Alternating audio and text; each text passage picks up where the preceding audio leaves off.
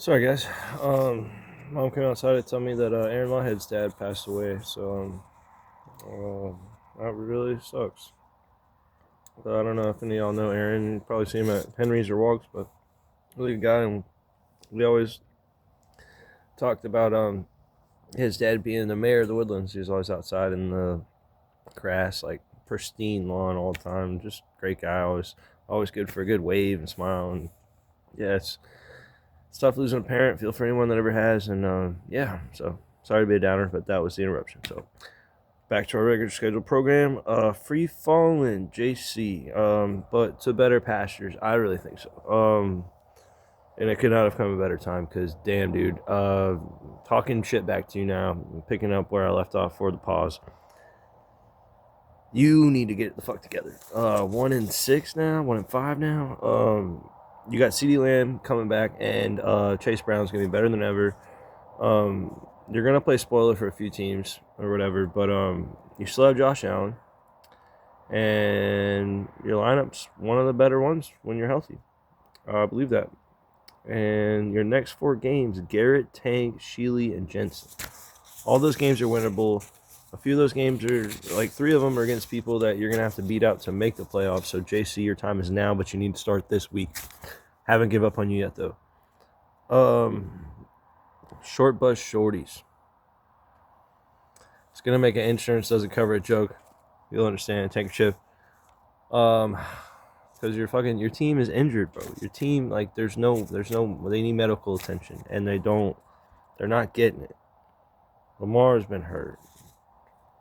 Took him number 1, number 2. Terry McLaurin's been done.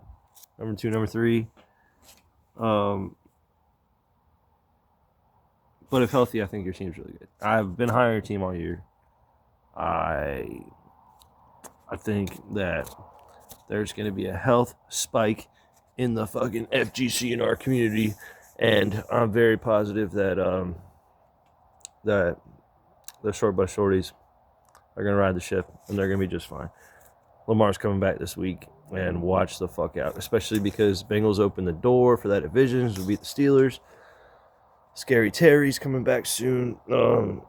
Tank's just going to have to pull the right strings, press the right buttons, because he always has that weird combo of, like, Shakir and Shaheed and all those kind of guys, so you have to, like, know what week to start him, but I think he's going to be okay. And he just has to ride the ship long enough, just like the Bengals are doing, ride the ship long enough so all your people get back, and then make your run whenever playoff time comes around. From the grave team, this one was easy. Michelle, who can't spell Michelle, from 0-4 to 3-4, behind the likes of Scabadoo, who she called from the offseason. It pays to watch college football, guys. She called this shit. She loved him from college. She was like, I'm picking this guy. Everybody liked him, but they're like, is he really going to pan out? Is being on the New York Giants a good option as a white running back in a shitty team? And it's been working out so far. Vidal's been good.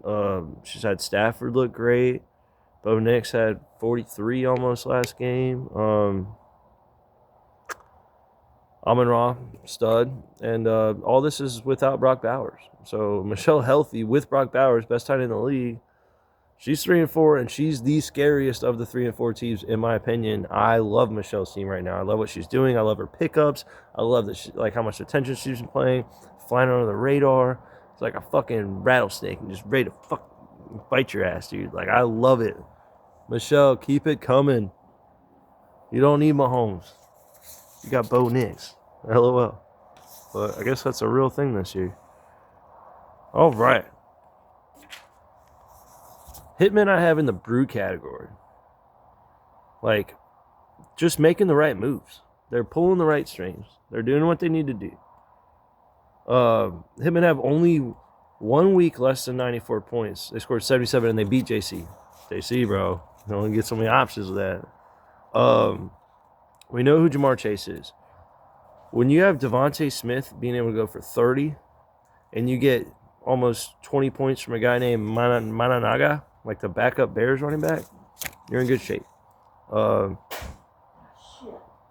and Garrett Wilson looking good. Travis Kelce's been doing better. And all this is with Joe Burrow being down, who should be able to come back mid December in time for the playoffs. But in the meantime, Justin Herbert has been doing well.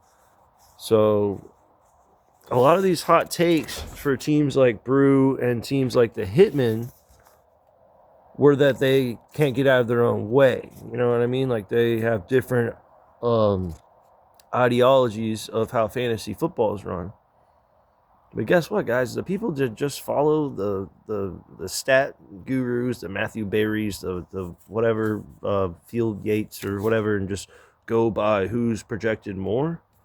Everybody's doing that. So if you don't come up with something different, something out of the box, something like your own thing, you're probably going to get left behind, or you're going to get in that muddled middle of the pack. You're not going to like make a splash.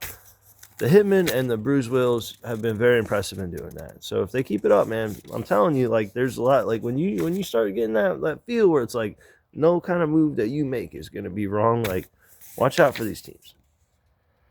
Running back, I won't talk too much about my team because I just took a fucking brutal L. But Genty, I'm feel pretty good about that pick. He's been a lot better recently.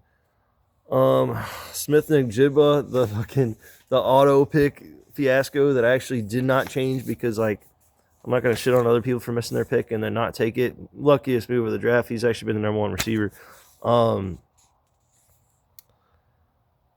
My proudest moment, and I said this at the beginning of the year, I was like, I have to find my Jaden Daniels for this year. And Jaden Daniels wasn't going to be that, obviously, because he's not going to go 8th round.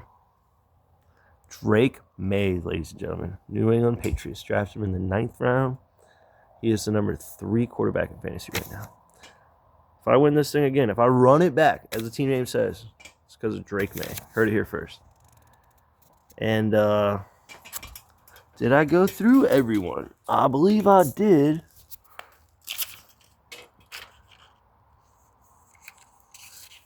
Yeah, I think so. Guys, it's been a great year so far. I'm going to try to be a lot better about posting these, giving you some previews, upset alerts, final standings projections.